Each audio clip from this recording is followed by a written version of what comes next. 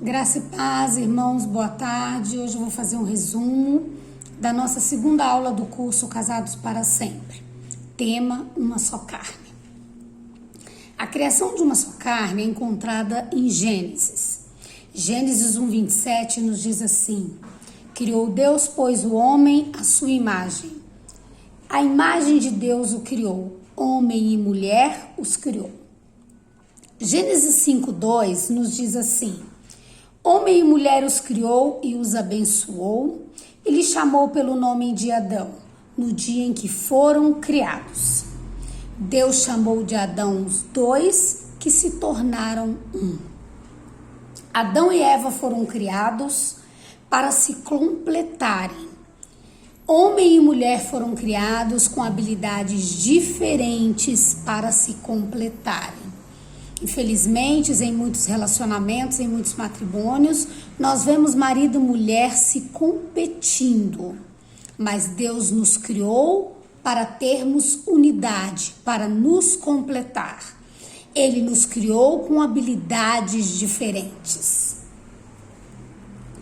A inteireza, irmãos, a totalidade de uma só carne, são duas pessoas diferentes se completando, com habilidades diferentes se completando, se dando, se doando um ao outro ativamente, dando preferência ao outro. É assim que Deus planejou. Juntos eles são mais fortes do que individualmente. Gênesis 2:24 nos diz assim: por isso deixa o homem pai e mãe e se une à sua mulher, tornando-se os dois uma só carne. Uma só carne é um benefício da aliança. Não vamos esquecer da nossa primeira aula. A aliança do casamento precisa ter Jesus Cristo nesta aliança. Estamos em aliança com Deus e com o nosso cônjuge, quando estamos em aliança com Jesus Cristo. No casamento, inicia-se uma vida de uma só carne. Qual o objetivo desta vida de uma só carne? Honrar o nosso parceiro da aliança. Nós entramos em aliança com Jesus Cristo e com o nosso cônjuge. Então, para vivermos uma vida de uma só carne, precisamos honrar os parceiros dessa aliança. Primeiro o nosso Deus e honrarmos o nosso cônjuge. E colocar as necessidades do cônjuge acima das nossas próprias necessidades. Satanás, irmãos, o inimigo das nossas almas, ele sabia disso, ele reconhecia a unidade e o poder no nosso relacionamento, no relacionamento deles, no relacionamento de homem e mulher que Deus planejou e idealizou. E a intenção dele era destruir esta unidade e este poder, colocando fim à inocência, colocando fim à pureza, assim que entrou a desobediência. Que Eva e Adão desobedeceram a Deus, né? Satanás usou eles para poder destruir esta unidade criada por Deus para o matrimônio. Aí houve o quê? Houve o fim da transparência. Houve o fim da unidade. Casais, o que nós vemos hoje, depois do fim dessa transparência, casais se protegendo, se escondendo um do outro e principalmente se escondendo do principal parceiro da aliança, que é se escondendo de Deus. Eles não têm consciência de que Deus tem que ser o centro deste matrimônio, que ele tem que ser o centro deste casamento, que ele é o fundamento deste casamento. Então entrou confusão e eles começaram a se atacar, a se culpar. A mulher põe a culpa no marido, o marido põe a culpa na mulher. Eles começam a se agredir. Ninguém assume as suas próprias responsabilidades. E aí fica esse joguinho de que a culpa é sua, a culpa é do outro. e não entendem que o verdadeiro inimigo é Satanás. O casamento se deteriorava cada vez mais. Poligamia, divisão, divórcio. Deus, irmãos, provando o seu imenso amor por nós, né?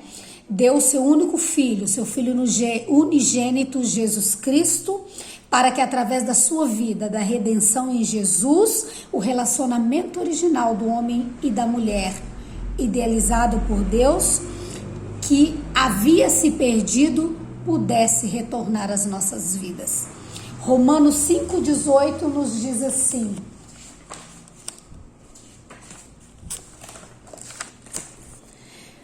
pois assim como por uma só ofensa veio o juízo sobre todos os homens para condenação, assim também por um só ato de justiça veio a graça sobre todos os homens para a justificação que dá vida. Deus renovou, irmãos, os padrões originais para o casamento após a redenção em Jesus Cristo. Ele, infelizmente, ele permitiu o divórcio, né? Deus teve que permitir o divórcio, infelizmente, por causa da dureza do nosso coração. Por causa da dureza do coração dos homens, o plano original de Deus não incluía separação. O plano original de Deus não incluía o divórcio. Mateus 19:8 assim nos diz: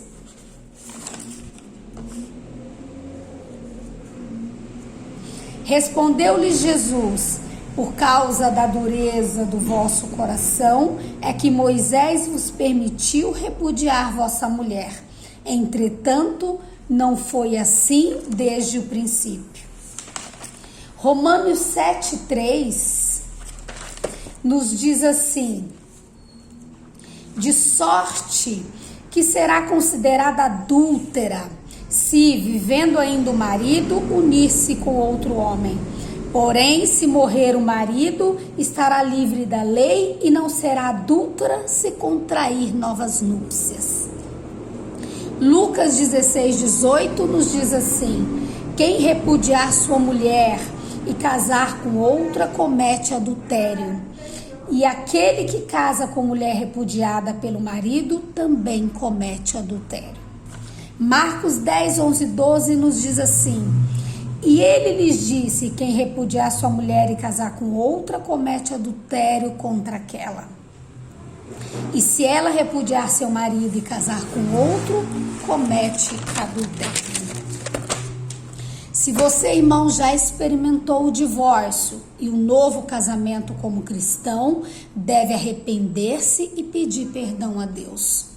O intuito desse estudo não é trazer condenação sobre a vida de ninguém. O arrependimento desse fundamento estabelece a Cristo como novo fundamento e abre a porta para ele fazer parte deste relacionamento. Trocando em miúdos, o arrependimento, se você se separou, teve um divórcio como cristão, arrependa-se e peça perdão a Deus. E você, fazendo isto, trará Jesus Cristo para a sua aliança e entrará em aliança com Jesus Cristo, você e o seu cônjuge. E nenhuma condenação estará sobre a vida de vocês.